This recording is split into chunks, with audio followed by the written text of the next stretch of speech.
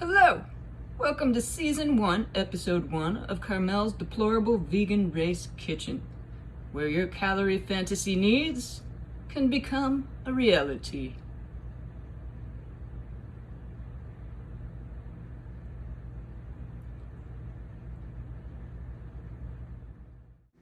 Are you always crashing your calories when running ultras?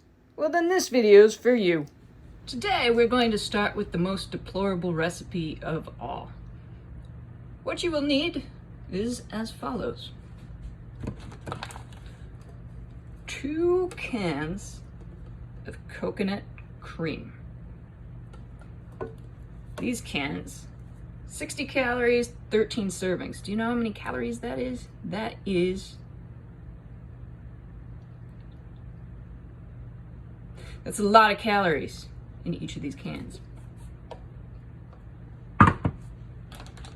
Next, lemon Oreos. You really want to try to get the family size package. We're already being deplorable. We might as well go big or go home. Family size lemon Oreo cookies. Lastly, what you need, reusable Squeezie pouches. I did not get these on Amazon. I did. I got them on Amazon. Do as I say, not as I do. Don't get these on Amazon. You could probably just Google reusable Squeezie pouches. Amazon is very terrible. Alright, now just so you know, these Squeezie pouches right here, these are the ones that I like. These were slightly more expensive than these. Frankly, I would rather pay more because I absolutely despise pink, which probably won't be an issue for you, but it's a very sensitive childhood trauma thing for me. Once my parents found out that their spawn was going to have a vagina, they decided pink shag carpet, pink walls, pink bedding, pink princess canopy bed, pink coveralls, pink jellies, pink skippets, pink slinkies, pink glowworm, pink trapper keeper, pink jeans, pink sweatshirt with little girls on it, the kind that had like the yarn coming off for the girl's hair to make it like 3-dimensional, you know what I mean?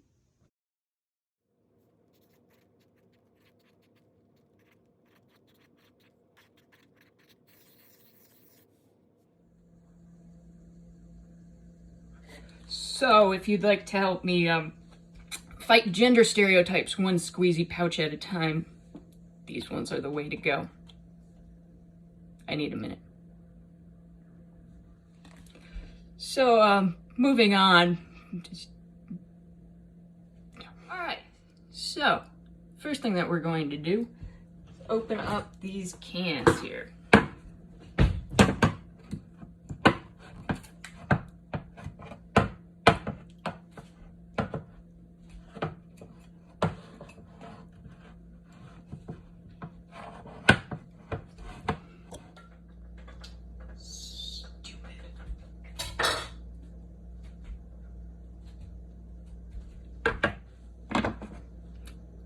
All right, so we're gonna take these open cans and dump them in the blender.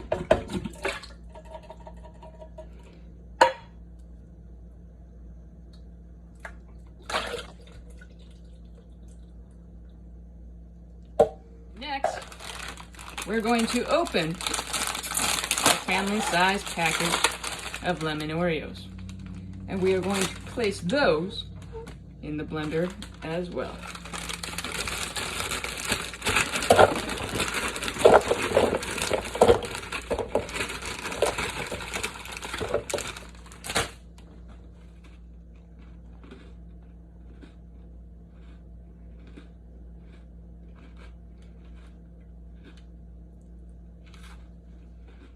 And we're going to place the lid on and blend.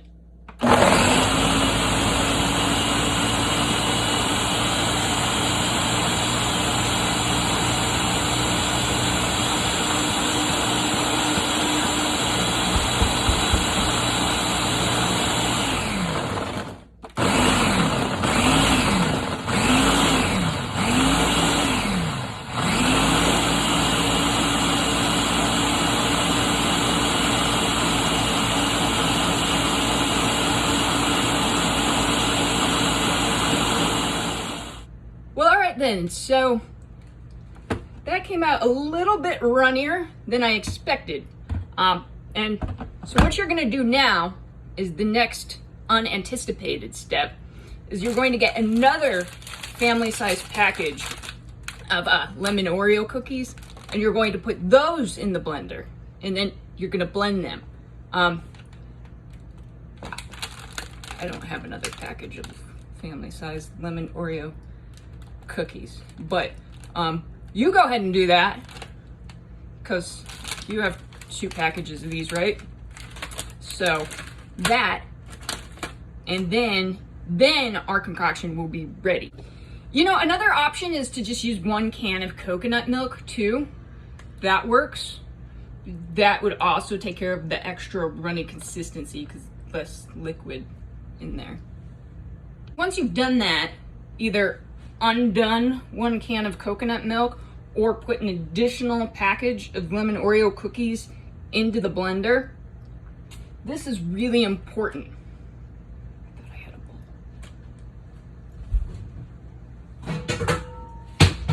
bowl. Okay, so this step I learned. What you're gonna wanna do is you're gonna wanna put your concoction in a bowl.